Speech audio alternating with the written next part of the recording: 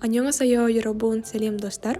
Біз алдыңғы видеода корей тілінде жаңа жылмен құттықтауды және жауап ретінде айтуға болатын құттықтау сөздерді, тілектерді үйренген болатынбыз. Ал бүгінгі тақырыпта сол видеоның жалғасы ретінде Кореядағы ең маңызды мейрамдардың бірі Рождество және Чусок мейрамдарымен құттықтауды үйренетін боламыз. Енді достар, Рождество мейрамымен құттықтауды үйренейік. Рождество корейше Крисмасы деп айтылады. Крисмасы. Рождество. Ескере кететін жайт, Кореяда Рождествоны көбіне жастар тойлайды. Яғни үлкен кісілер емес, жастар арасында көп тойланатын мейрам. Негізі бұл мейрам отбасылық мейрам деп жатады, бірақ көбіне жастар тойлайтын болғандықтан, яғни жұптар, осы жастардың ішіндегі жұптар романтикалық кеш өткізіп тойлайтын мейрамдардың бірі болып кеткен. Ал жұбы жоқ жастар болса, олар жай ғана тамақтануға барып, соджу ішіп деген сияқты Рождествоны солай көңілді өткізуге тырысады екен. Кейбіреулері, ал отбасылы адамдар жастар ішінде бұл мейрамды тек жай ғана отбасылық мейрам ретінде отбасында жиналып бірге тойлап өткізетін мейрам екен. Рождество өтіп кетті ғой, қазір айтпаймын, құттықтамаймын десеңіздер, келесіде құттықтауды жаттап алыңыздар міндетті түрде, осы сөздерді немесе сақтап жазып алыңыздар міндетті түрде, кейін құттықтауға оңай болу үшін. Ал енді бастайық. Merry Christmas деп жазып немесе айтуға болады. Естіп тұрғандарыңыздай, бұл ағылшын сөзіне ұқсас, негізі жаңа айтқанымдай жастар көбіне қолданады, сол себепті сол ағылшын тілінен енген сөзді осылайша айтады. Merry Christmas. Merry Christmas. Рождество мейрамымен, яғни шлюбы Рождества деген сияқты. 행복과 기쁨이 넘치는 따뜻한 손톱질 되시길 바랍니다. яғни бұл сөз ұзақ айтылатын сөз. Жазып немесе SMS түрінде жазсаңыздар болады, немесе осылай айтып құттықтасаңыздар ерекше құттықтау болады. Яғни аудармасы сізге жылы және бақыт пен шаттыққа толы Рождество тілеймін деп аударылады. Желаю вам теплого Рождества, полного счастья и радости. 행복이 가득한 손톱질 되세요. Яғни сәл қысқарақ, желаю вам Рождества, полного счастья деген сияқты етіп аударылады. Сізге бақытқа толы Рождество мейрамын тілеймін деп аударылады. Келесі, 즐겁고 행복한 크리스마스 되세요. 즐겁고 행복한 크리스마스 되세요. Яғни веселого и счастливого Рождества, яғни бақыт пен шаттыққа толы Рождество құтты болсын деген сияқты. Енді достар, Кореядағы ең маңызды мейрамдардың бірі Чусок мейрамы жайында айтатын боламыз. Ол біздің Наурыз мейрамы сияқты тойланатын ұлттық мейрамдардың бірі болып табылады. Бірақ көктемде емес, күзгі уақытта тойланатын мейрам.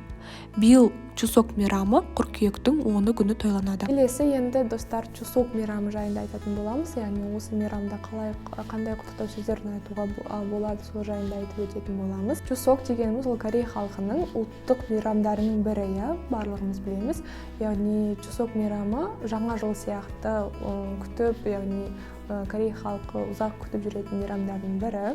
Яғни біздегі Наурыз мейрамы сияқты мейрамдардың бірі, ұлттық мейрамның бірі және отбасылық мейрам болып табылады, және тіпті демалысты да көп береді бұл мейрам күні. Сол себепті егер де сіздің корей досыңыз немесе танысыңыз болса, осы мейрам күні міндетті түрде құттықтау керек. Чусок дегеніміз ол Қытай тілінен енген сөз, осенний вечер деп аударылады, яғни күзгі кеш деген сияқты етіп аударылады. Ол дегеніміз хангауи. Чусоктың синонимі хангауи, яғни Чусок Қытай тілінен шыққанымен, ал хангауи таза корей тілінен шыққан сөз. Бірақ көбі барлық жерге Чусок деп тарап кеткен. Онда бұл Чусок мейрамында бұлай құттықтауға болады. 즐거운 хангауи 되세요. яғни счастливого Чусока деген сияқты етіп аударылады. Чусок мейрамы құтты болсын деген сияқты етіп айтуға болады.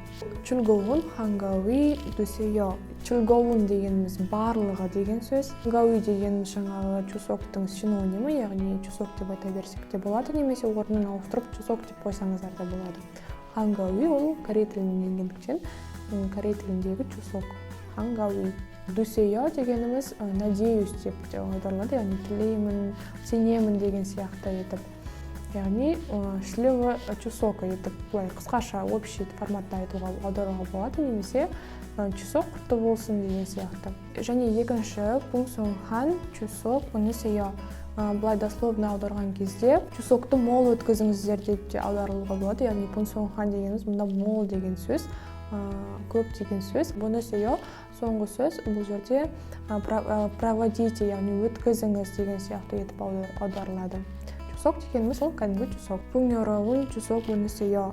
Бұл жерде пуньёроун дегеніміз табыс деген сөз, яғни бай деген сөз. Орысша айтқанда удачного чусока деп айтуға болады, бірақ қазақша яғни дословно аударған кезде чусокты бай, табысты мол өтіп өткізіңіз деген сияқты етіп аударылады.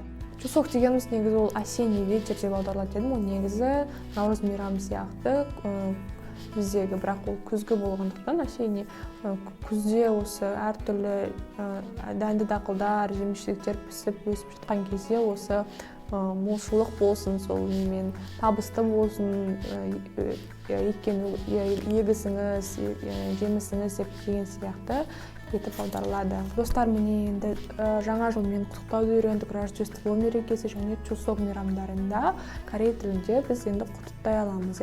Бүгінгі тақырып бойынша сұрақтарыңыз болса, комментарий астына қалдырсаңыздар болады, және жауап ретінде айтуға болатын тілектерді білгіңіз келсе, соңғы видеоға кіріп қайталап көрсеңіздер болады. Достар, өкінішке орай елде болып жатқан жағдайларға байланысты видеолар кешігіп шығып жатыр, бірақ алдағы бір жылға осы YouTube каналым бойынша толық контент план құрылды. Яғни алдағы уақытта сіздерді өте сапалы, пайдалы, қызықты видеолармен, сабақтармен қуантатын боламын. Ал бүгінгі видео ұнады деген сенімдемін. Тіркелмеген болсаңыздар тіркеліп, комментарий қалдырып отырыңыздар. Келесі кездескенше, аньон!